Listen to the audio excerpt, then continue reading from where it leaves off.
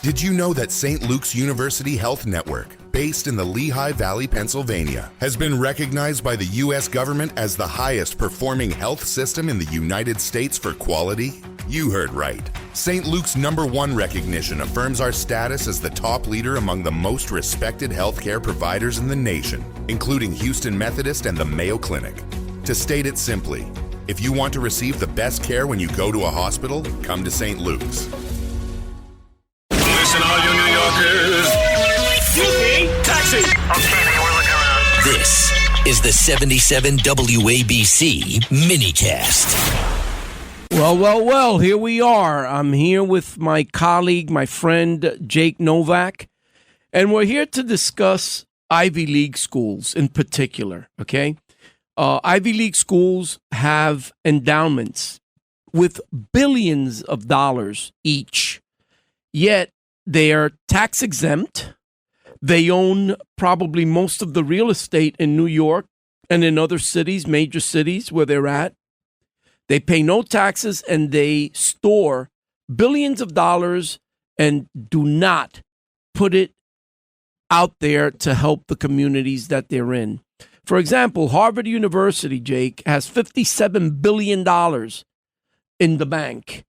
Yale University, $44 billion. Princeton, $36 billion. University of Pennsylvania, UPenn, $25 billion. Columbia University, $16 billion. Cornell, $12 billion. Dartmouth, $9 billion. Brown University, $8 billion. A total of, just with these 8 schools, you're looking at $207 billion. Yet, our public school system is going down the tubes. We just had Mayor Mondami announce that they're going to be spending a record $43 billion this year in the New York City school system. That's $44,000 per student. Okay, reportedly more than any other major urban school district in America. Despite the record spending, New York City students ranked only middle of the pack on national math and reading exams. Only 1/3 of fourth graders are proficient in math. Only 28% of fourth graders are proficient in reading. Amongst eighth graders, only 23% are proficient in math. Just 29% of eighth graders are proficient in reading. New York City schools have lost 157,000 students over the last decade. Enrollment is projected to drop another 153,000 students by 2034. Even fewer students, the DOE still operates 39 more schools than it did a decade ago. 249 schools, about 15% of the system, operate below capacity. 50% below capacity. Nearly half of New York City public schools have fewer than 400 students. 134 schools have fewer than 150 students. New York City reportedly spends 50% more per student than any other district like Los Angeles and Chicago. Teachers' compensation consumes 61% of the education budget, compared to 52% in Los Angeles and 43% in Miami.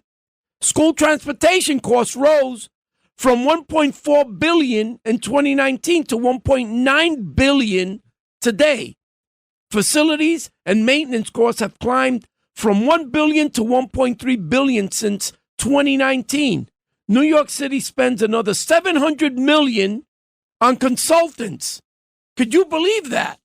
Special education dues costs exploded from $500 million in 2019 to $1.5 billion now.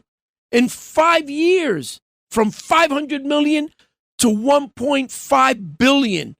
Charter schools now educate about 150,000 students across 285 schools, with many outperforming nearby traditional public schools on state tests.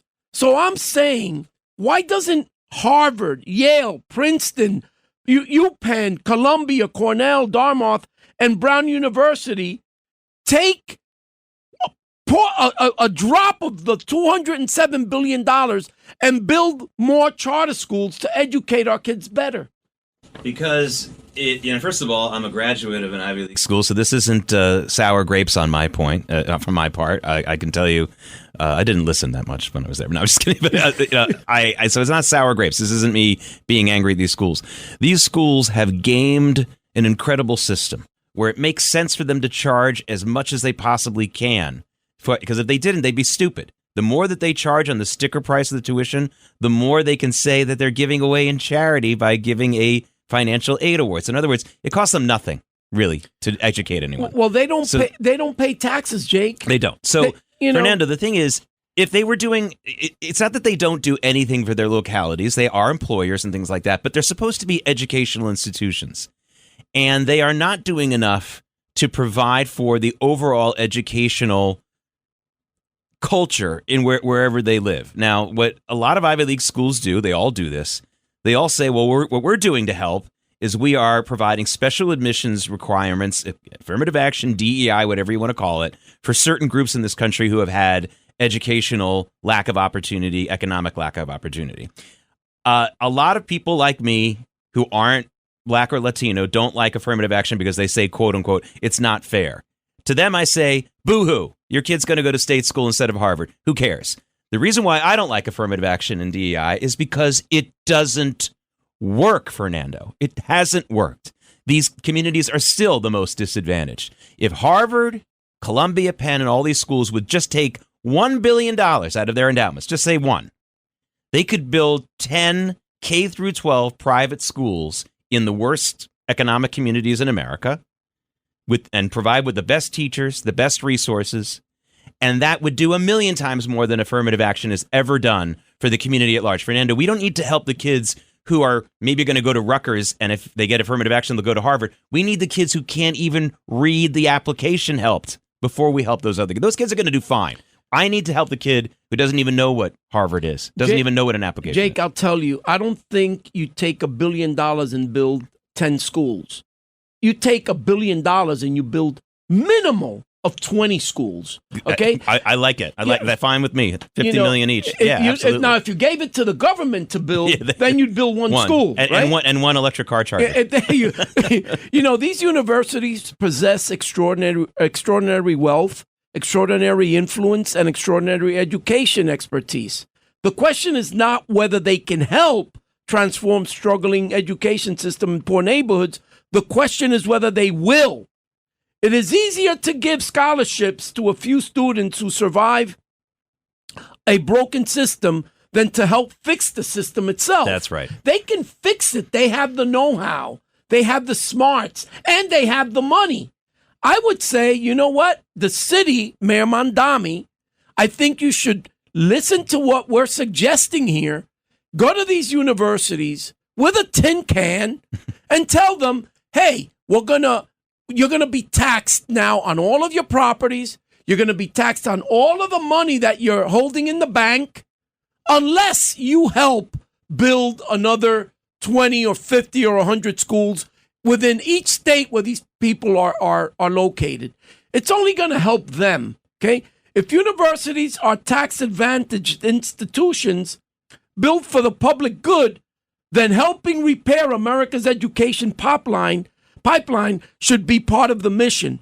Educational inequity such as that does not begin at college admissions. It begins in overcrowded and unfunded classrooms long before colleges' applications are even filled out. Don't just select talent, which is what they do. Develop the talent. Help these kids learn. You have the know-how, so why not do it? And I agree with you. We don't want handouts. Pennies, we don't want pennies. We want education. We want for these colleges to say, you know what, we're going to be socially and physically responsible, and we're going to help the city school systems develop a better system of education. Well, I got news for you, Fernando. These Ivy League schools aren't doing right by the white and rich students either. They are so far away from an intellectual enterprise. the way that they do admissions is it's all a gamed system. For example, if you are an amazing student and you've applied to, let's say, Penn, which is easier to get into than, slightly, than a Princeton or a Harvard, they won't accept you at Penn because they're worried you're going to reject them. And the more students who reject them, the lower their ratings are. Everything I just said has nothing to do with education. It's all about gaming the system, growing their endowment. I used this metaphor with you last week. Rich people who are very wealthy put that money out into the economy all the time. But endowments, whether it's for a university or a charity or a museum, are very much like the dragon in The Hobbit, the dragon Smaug, on that mountain of gold coins, where it just doesn't do anything. He's just literally sitting on it. It doesn't do enough for the economy. It doesn't do enough for the education.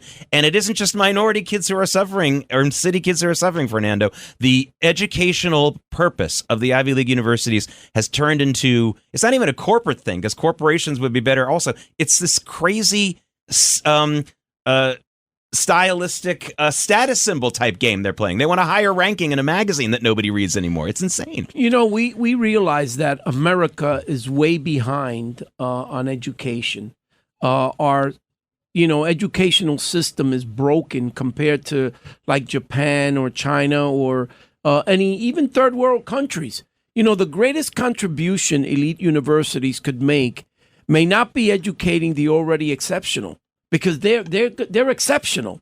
It may be helping create millions more exceptional children. A child should not depend on a wealthy zip code to receive a world-class education.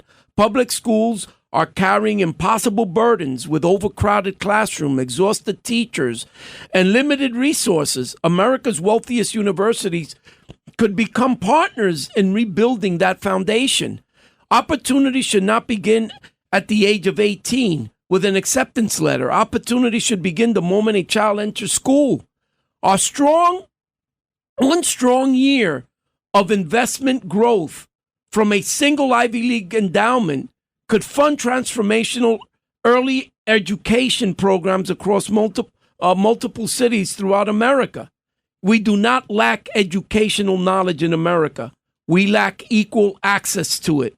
These universities know how to build excellence. It pisses me off just, knowing how little they contribute. The country's asking whether some of that excellence can reach children before they fall behind. Universities need to do more. We need to cut all of their tax benefits. We need to look at their endowment and say, hey, you need to spend 5 or 10% of your endowment money every year. You need to put that into the communities that you're in. If it's in Yale, Connecticut, find the poorest neighborhoods, build schools and name them. They're all Yale. near the universities. Yeah. Most of the Ivy League universities are in or around poor neighborhoods that haven't improved. Why? Because they're not paying taxes. They don't have a property tax base. I'll make it even easier for you. What I would do immediately is I would do an immediate audit of all these schools.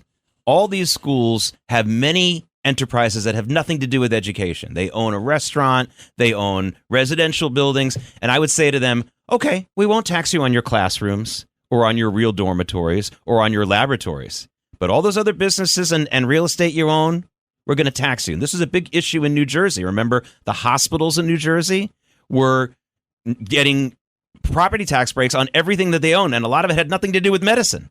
And the New Jersey said, we're going to start taxing your non-medical stuff. And sure enough, they got a lot of cooperation all of a sudden from hospitals. Listen, Columbia University owns all of Washington Heights and Inwood. It's the second biggest landowner in the city, next to the city itself. Only the city controls more land in the 5 boroughs than Columbia. How about NYU? NYU owns everything downtown. Yeah. I mean, why are these people getting away with getting all this money that they're just putting in the bank and not reinvesting in the community? You're looking at if you have $5 billion in your endowment, you're going to make $400 million a year in interest. If you have $50 million, you're going to make $4 billion a year in interest, right? They are so rich, yet the city is suffering pain and no one is doing anything about it. DiNapoli, the state comptroller, the city comptroller, Mark Levine, the mayor, the governor. Guys, sit in a room and figure the city's deficit out. It's easy. You have a lot of, low-hanging fruit that you can make money from rather than taxing the rich and pushing them out. Look at what you can do immediately to solve the city's economic issues. Do you think they want to? I am increasingly convinced that people like Mamdani, people like Mikey Sherrill, people like Hochul don't actually want a better New York. I've debated people who I disagree with all the time, and through most of my life, I felt like, okay, they're choosing a crazy path. They have a crazy solution, but we both want a better New York. Or a better America. When I talk to people like Mamdani, I don't think that anymore. I think that their resentment and hatred of New York and most of what it's about, or America and is really what drives them. I'm not sure, Fernando. I don't think that it's not. It's. I wish I could be. I wish I could say, like, listen, they're just misguided. I think that he's getting what he wants, which is the destruction of a lot of the good parts of the city. I really Jake, do. hold your thoughts because we're going to go to a commercial break and we're coming right back. Well, I am here today with my colleague, my friend, Jake Novak, and we are discussing $207 billion endowments that all of the Ivy League schools around the country have and how little contribution they are putting into the cities that they're at. In the meantime, all these Ivy League schools own half of New York. They pay no taxes on their income because it's all tax-free. They charge crazy rents for restaurant owners. They basically have everything that they need and they want. And what are they giving back? Nothing. I have to pay taxes. Why shouldn't they pay taxes? We're talking about what is it that the city needs to do to grab this low-hanging fruit to solve all of the financial problems, or most of the financial problems we are having in the city. We had a deficit of $4 billion. Here comes the governor, gives Mamdani $4 million. The schools are crumbling. The education is bad. The system isn't working. Yet we have the professionals. We have Columbia University, Yale, Harvard, you name it. These people can build schools, put their names on those schools, and be able to give the city some relief without charging the students a dime. The students should be able to get free education based on all of the free taxes that we're giving these people, yet we're not getting anything. And that's upsetting. That's unacceptable. And someone's got to do something about it. Donald Trump looks at all of these things and it gets him upset. Why? Because he knows that these schools don't deserve what they're getting.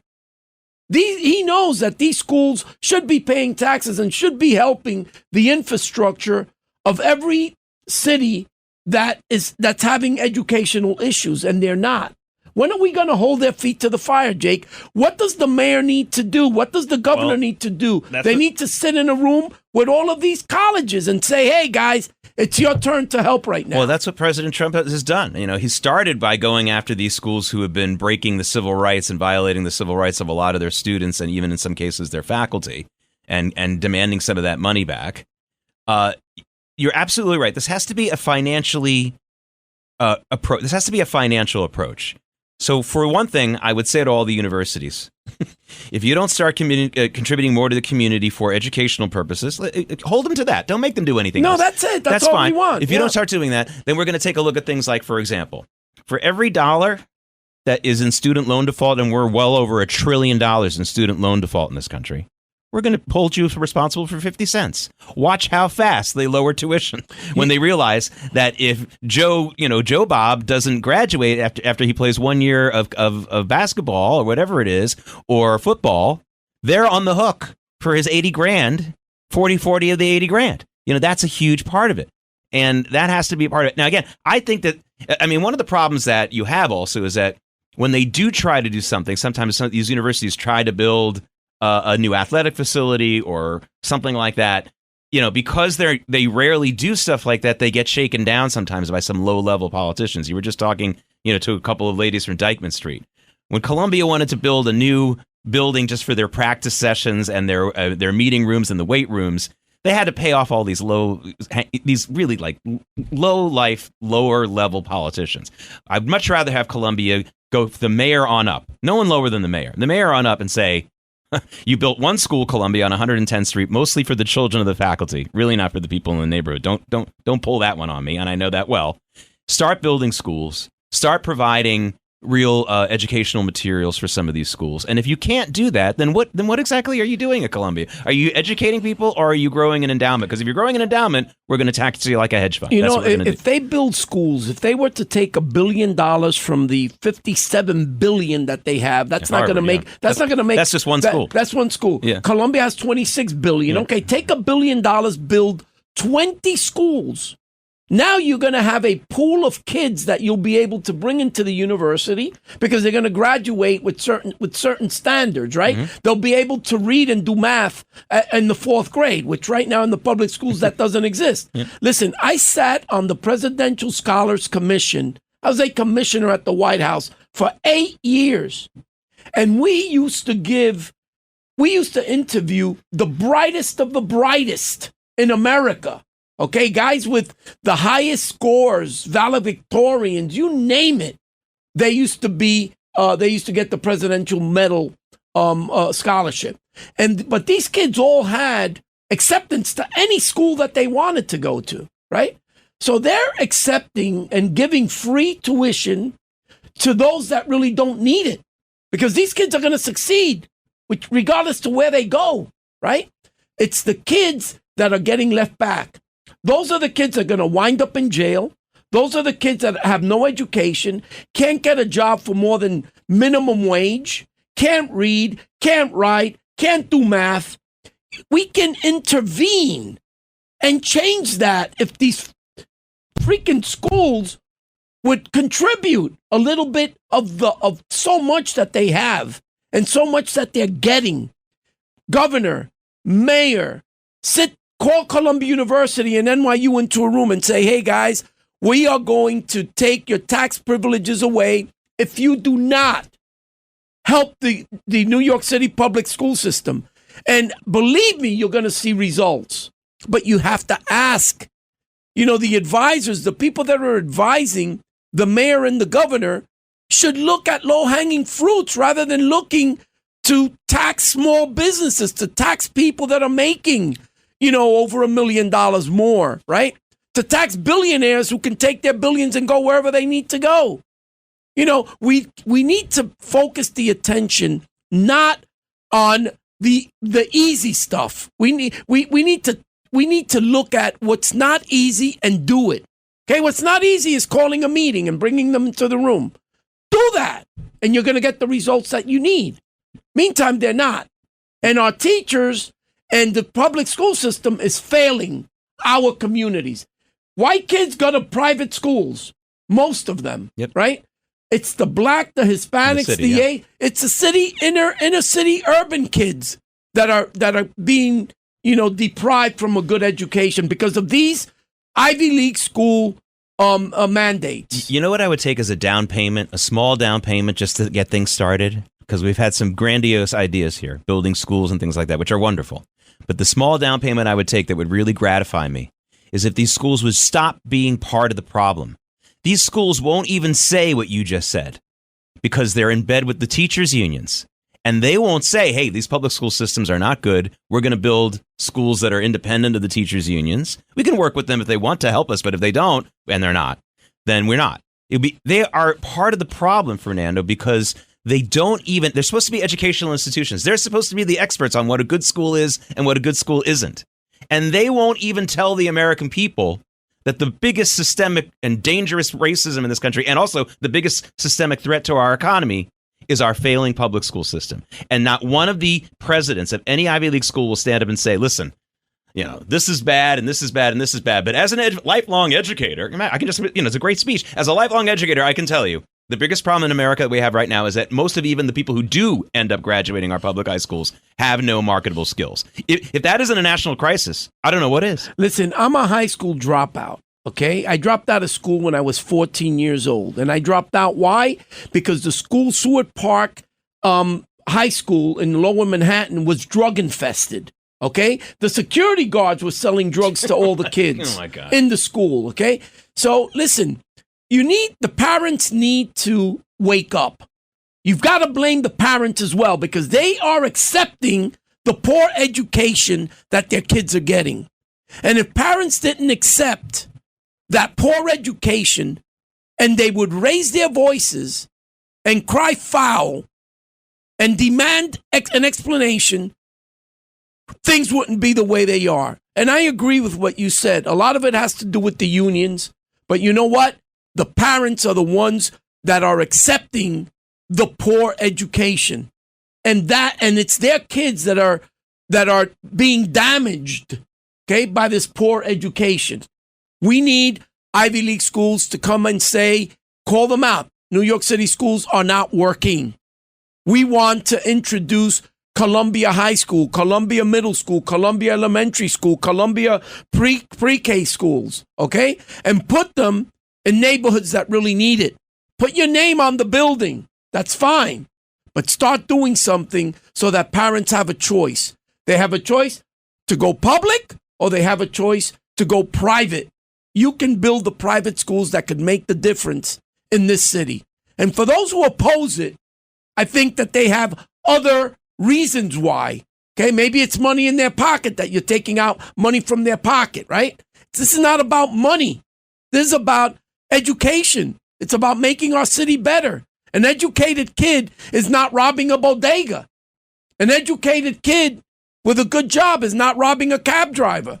An educated kid isn't stealing your mom's pocketbook out in the street. An educated kid isn't driving a DoorDash electric bike at 50 miles an hour on the streets, right? Let's educate. And universities, Ivy League universities, help us. Help the city. Mayor, governor, go to them, meet with them, get this thing done. And stand up to the unions, because instead of pushing back on them, they're in league with them. Well, listen, Jake, this was a great conversation. I hope that every parent out there sees and understands the message that we're delivering. And I'm hoping that Columbia and Harvard and NYU and all of these schools listen to what we're saying. I think it only makes sense. It's common sense what we're saying here. And it's about education. And I don't think that these schools have been really about education for a long time. Well, let's get this done, man. Let's get it done. No excuses. Let's get it done.